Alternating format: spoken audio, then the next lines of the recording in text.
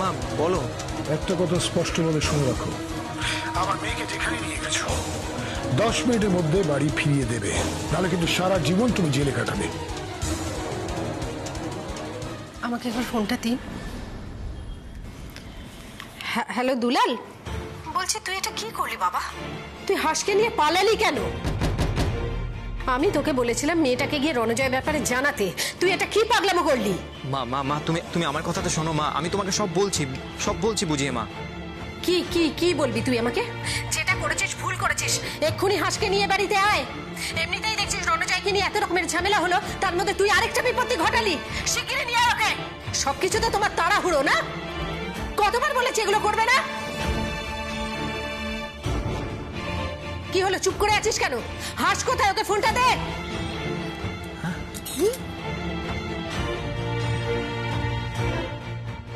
লক্ষ্মীদি। Hello হাঁস, ওই তো চিনিকে পাওয়া গেছে। দেখি ফোনটা। তুই ঠিক আছিস তো? হ্যাঁ হ্যাঁ লক্ষ্মীদি, আমি একদম ঠিক আছি। শোনা লক্ষ্মীদি, তুমি প্লিজ রাগ করো না। দেখো আমি তোমাকে সব বলবো, আমি আর হিরো কেন পালাতে বাধ্য হয়েছি সব সব তোমাকে বাড়ি গিয়ে বলছি। তুমি প্লিজ এখন হিরোকে বকো না, হিরোর কোনো দোষ নেই, বিশ্বাস করো। আরে তোরা পালালি কেন সেটা তো বল। এসে সব বলছি তোমাকে, শুধু একটা কথা জেনে রাখো, আমি আর হিরো বিয়ে করে নিয়েছি। এখন রাখছি, হ্যাঁ।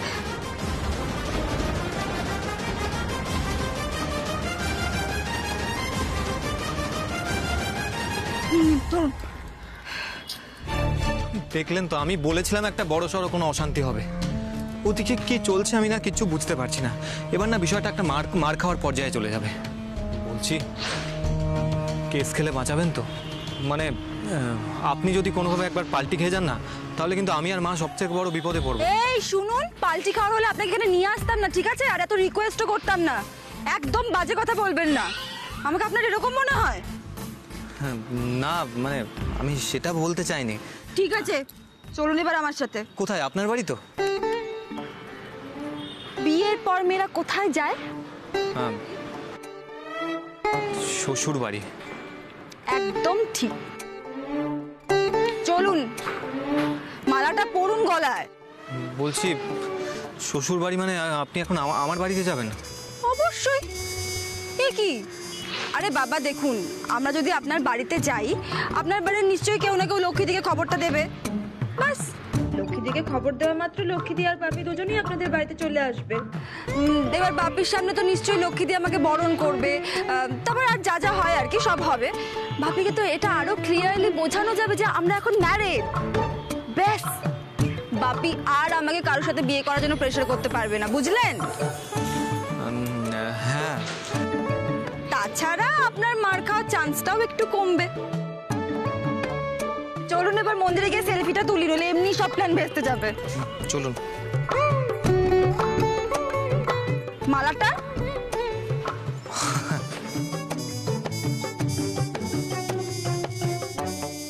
বাবা, মালাটা পরে তো আপনাকে সত্যি বরের মতোই লাগছে।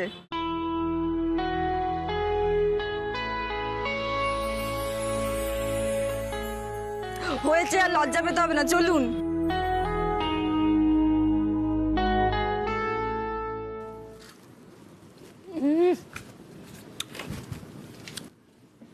একটা জিনিস লক্ষ্য করেছো ছোট কাকি? কি গো,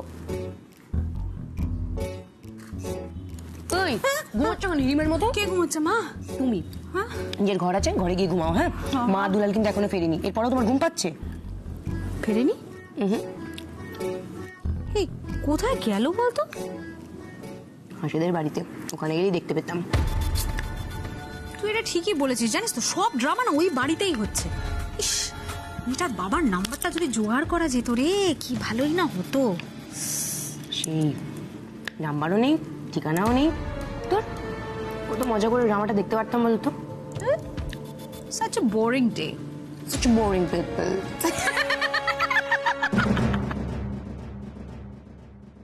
এই যে ডাকেনি যোগিনী, হাসতেছো কেন? থামো। হ্যাঁ, তোমার সাথে একটা ইম্পর্টেন্ট কথা আছে আমার। বলছি যে কয়েকদিন ধরেই না মনটা কিরকম একটা করছে কেন, খালি মনে হচ্ছে যে এবারে তো একটা বড় সড়ো গন্ডগোল বাঁধবে। ওই দুইবার তুমি একটা জিনিস খেয়াল করেছো? মা দুলালকে নিয়ে সেই সকালবেলা বেরিয়েছে, এখনো তো ফেরার কোনো নাম নেই। আমার নিশ্চয়ই কোথাও না কোথাও একটা ঝামেলা পাকাচ্ছে। সে আর নতুন কি, এ তো হইয়াই থাকে। হ্যাঁ। এই হচ্ছে তোমার দোষ, দেখেছো টাম্মু? তুমি তো মুখে কিছু বলো না, তুমি আজকে বলো না বলেই এই মাথায় চড়া সাহসটা পেয়েছি। তোমার তো পাত্তাই দেয় না, এদিক ওদিক কেমন দিব্যি উড়ে উড়ে বেড়াচ্ছে। সত্যিই মা, এটাই যদি আমরা কেউ করতাম দেখতেন বাড়িতে কত ঝামেলা হয়ে যেত। কিন্তু যেহেতু বড়দি, সেই জন্য দেখুন বাড়িতে কারুর কোনো কথা বলার সাহসই নেই। না নাই, ওরে কিছু কনের সাহস আমার নাই। ও এ বাড়িতে বউ হইয়া আসিয়া একবার শ্বশুর মশাইয়ের নয়নের মণি হইয়াছিল, আমারে পাত্তাই দিত না।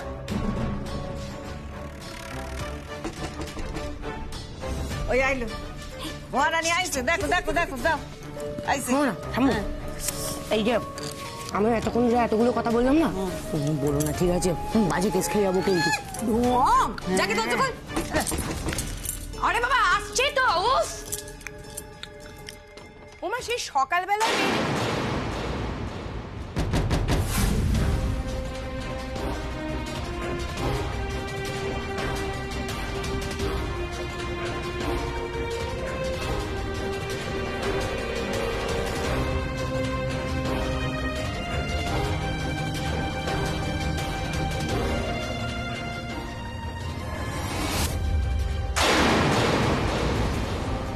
কিরে কে এসেছিল সোনা? কে আইলো? আরে ভূতে ধরলো নাকি, কথা কও না। ছোট কাকি,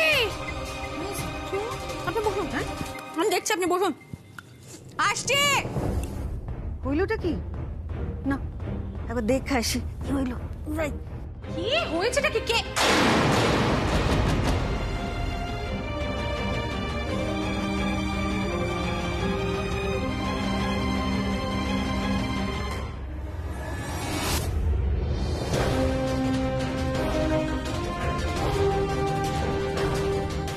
কি হইতাছে কি? হ্যাঁ আমার সঙ্গে কি মোশ করা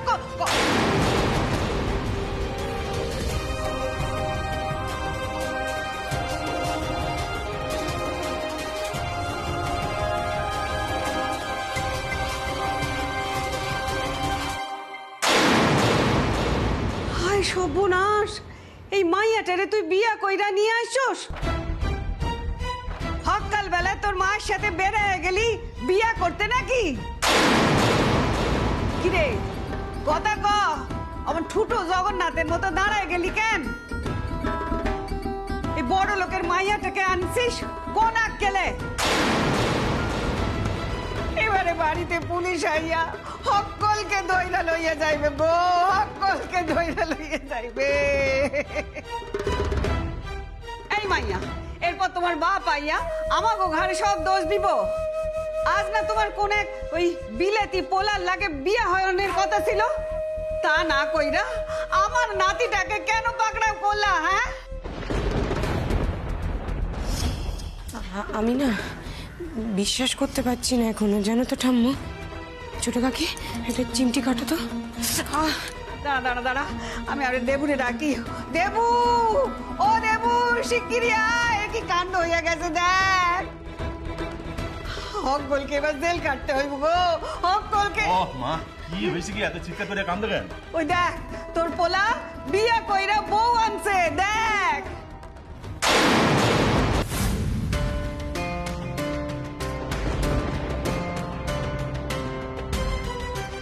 তোর বউয়ের জন্য হকগোলকে এবার জেল যাইতে হইব। হ্যাঁ হকাল বেলা মা আর পোলা যুক্তি কইরা এই কাণ্ড করছে। মা তুমি একটু থামবা। হ্যাঁ আমারে থামা, এরপর পুলিশ আইলা কি করে থামাবি তাই দেখুম আমি। আরে বাবা ঠিক আছে ঠিক আছে, যা চিৎকার করছো তাতে পুলিশ ডাকার আগে পুলিশ এমনিই চলে আসবে। থামো এবার। কি ব্যাপার দুলাল, এসব কি?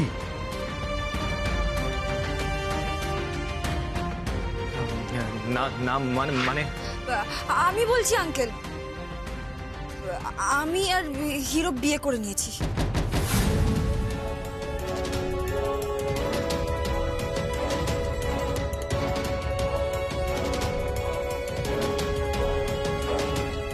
বিয়ে? তোমরা বিয়ে করেছো?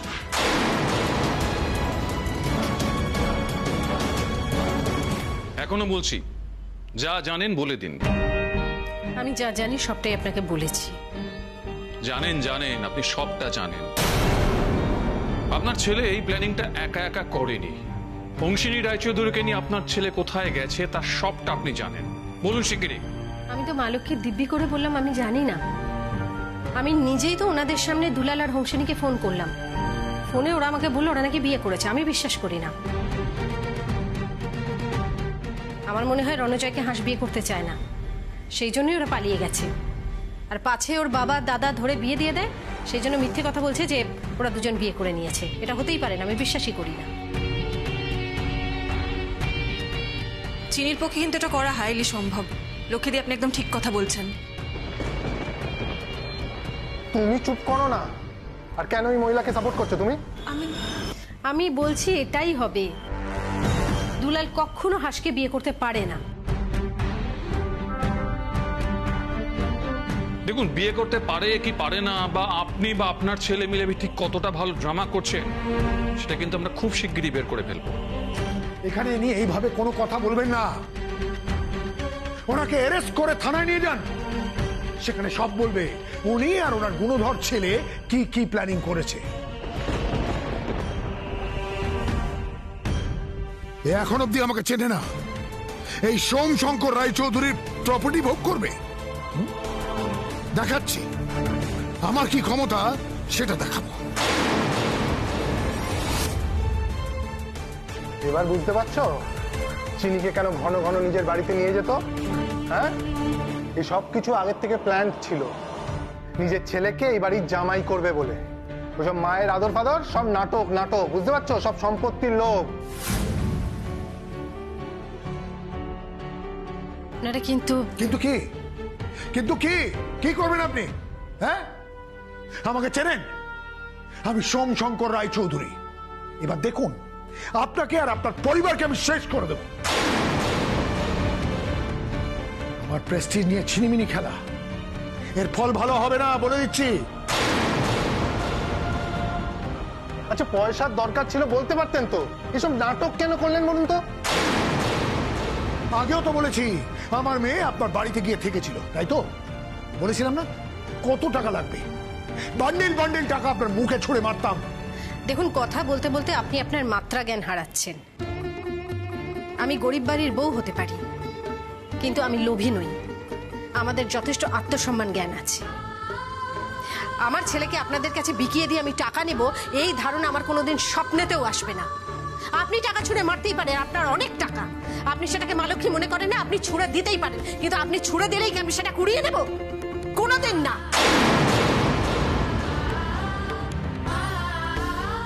এটা আমার শিরদাঁড়া এবং এটাই আমার সিদ্ধান্ত। তাতে মালক্ষী কোনোদিন অপরাধ দেবেন না।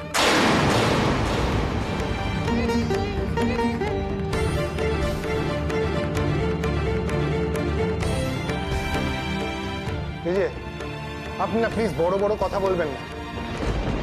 দেখেই বলে চোরের মায়ের বড় গলা। চুপ করে থাকবেন না, উত্তর দিন। অফিসার, আপনি খোঁজ করুন। এই বদমাইশ ছেলেটা আমার বোনকে নিয়ে বেশি দূর নিয়ে যেতে পারেনি, আর ওই ছেলেটাকে ধরলে আচ্ছা করে ধোলাই দেবেন, সব বলে দেবে। আর এই যে লক্ষ্মীদি, আমার বোনকে যেন আমি সুস্থভাবে পেয়ে যাই, না হলে আপনার আর আপনার ওই বাড়ি ভেঙে গুড়িয়ে দেব।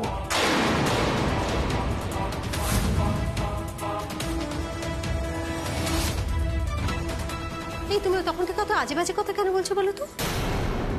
ভেঙে গুঁড়িয়ে দেবো মানে? তুমি জানো আমি কে? আমি যাদবপুর কলোনি এলাকায় থাকি। আমার নাম লক্ষ্মী কাকিমা, একটাকে সবাই চেনে, আমার লক্ষ্মী ভান্ডার আছে। হ্যাঁ, তুমি যদি গুঁড়িয়ে দেবে মনে করো আমি তোমাকে ছেড়ে দেবো? আমাদের কিছু নেই, আমরা বাণের জলে ভেসে এসেছি, আমরা কিছু করতে পারি না। পুলিশের সামনে দাঁড়িয়ে বড় বড় লেকচার দিচ্ছ।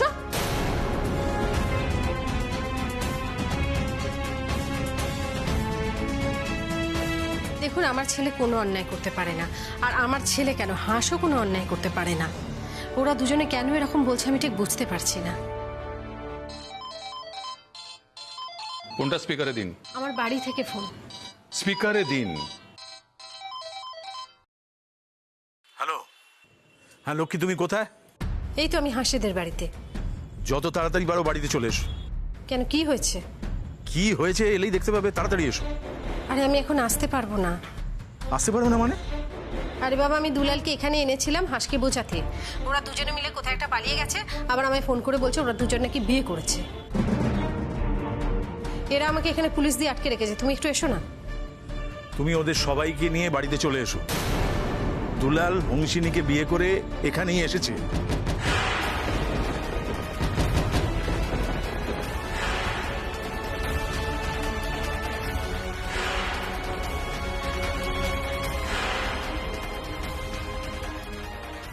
দীপ্ত, লক্ষ্মীদিদের বাড়ি অব্দি পৌঁছে গেছে, চিনি অ্যাটলিস্ট সেফ আছে বল। হ্যাঁ দিদিভাই ভালো থাকলেই ভালো। ফোনটা আমাকে দিন। দিন। হ্যালো, আপনি কে বলছেন? আমি দেবব্রত দাস, লক্ষ্মীর হাজবেন্ড। আপনার ছেলে হংসিনী রায়চৌধুরীকে নিয়ে কোথায় গেছে বললেন? বলুন। আমাদের বাড়িতে নিয়ে এসছে। আপনাদের বাড়িতে? ওকে।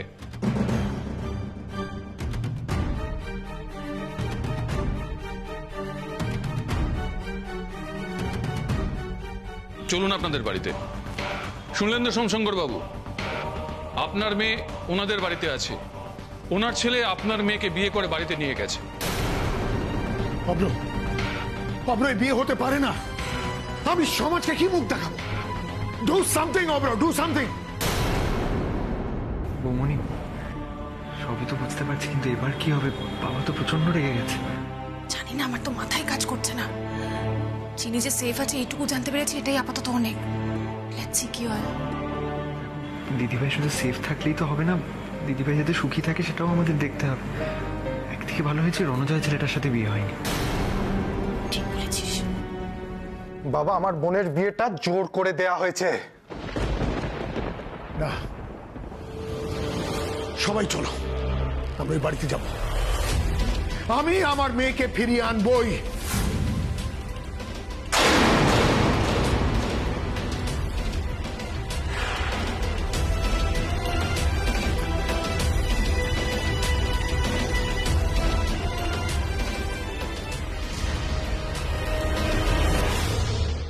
দাদা, তুই যখন আসলিস তখন তোকে লোকে দেখেছে, তাই না? কেন? আরে আমি জানলা দিয়ে দেখছিলাম, সবাই বলা বলি করছে তোরা নাকি বিয়ে করেছিস। তোরা হঠাৎ করে বিয়ে করলি কেন?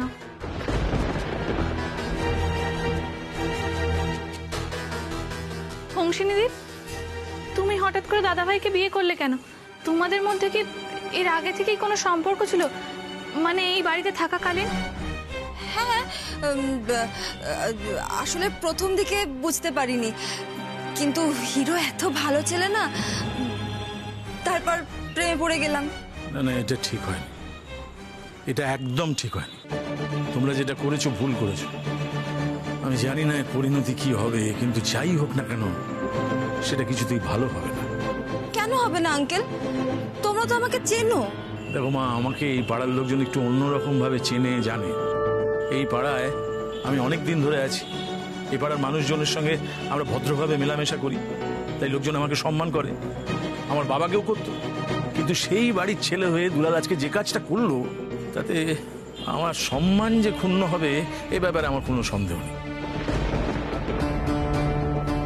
আমি জানতাম তুই একটা আহাম্মক, তুই যে জীবনে কিচ্ছু করতে পারিস নি, সারা জীবন শুধু ফেল করেছিস, সেটাও আমি জানতাম। কিন্তু তুই যে এত বড় একটা বোকামি করবি আমি এটা ভাবতেও পারিনি।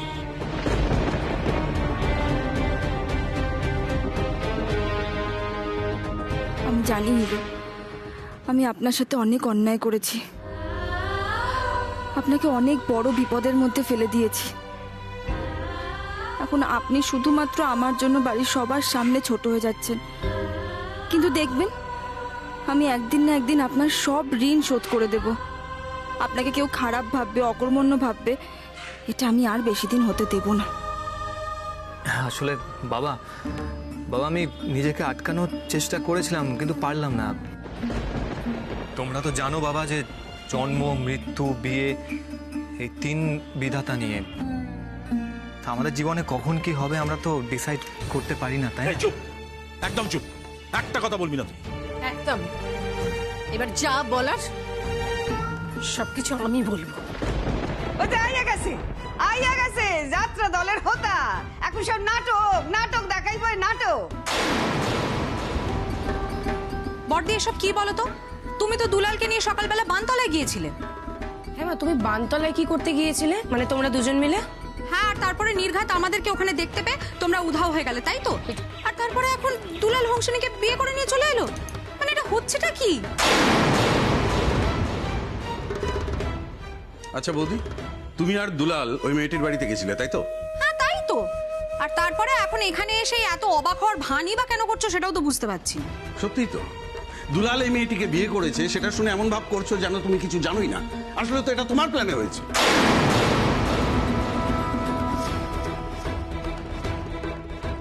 মা আর দুলাল দুটো দিন ধরে যা প্ল্যাটিং করেছিল আর এদিক ওদিক ঘুরে ঘুরে বেড়াচ্ছিল, ঠিক তখনই আমাদের সন্দেহ ছিল। কি গো তুমি বলো যে এই কিছু একটা সাংঘাতিক তো বিরাট বড় একটা কাণ্ড ঘটে। একদম চুপ!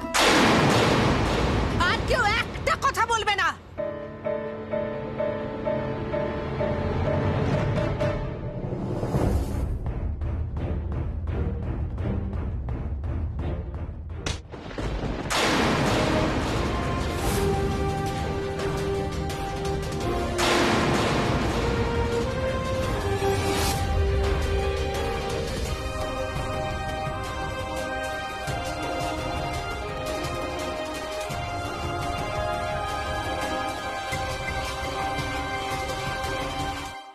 এই এতক্ষণে আপনি একটা ভালো কাজ করলেন। আমি ভদ্রলোক, অন্য ছেলের গায়ে হাত তুলতে পারি না। ওকে আরো মারা উচিত। বাপি প্লিজ, ও আমার হাজবেন্ড।